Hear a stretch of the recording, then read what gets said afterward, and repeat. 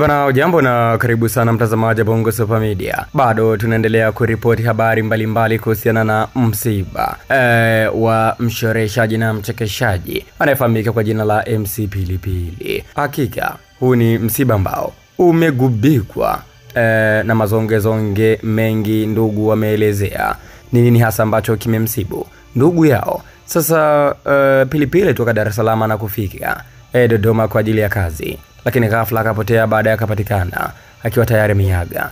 Hii leo video klipu hii imesambaa katika mitandao mbalimbali ya kijamii. Mke wa MC Pilipili akiwasili Dodoma kwa ajili ya mazishi ya mume wake kipenzi, akiwa analia kweli kweli. Ni video klipu ambayo imesambaa sana katika mitandao mbalimbali ya kijamii, ikimuonesha mke wa bwana MC Pilipili anayefahamika kwa jina la Philomena amewasili Dodoma huku analia sana.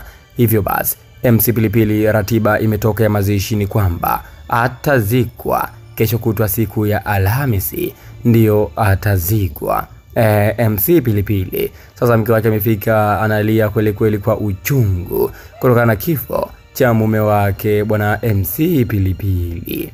Hakika inaumiza na kusikitisha kweli kweli. Hivyo ndivyo safari ya MC Pilipili imetamatika. Tazama klipu hii mwanzo mpaka mwisho hapo.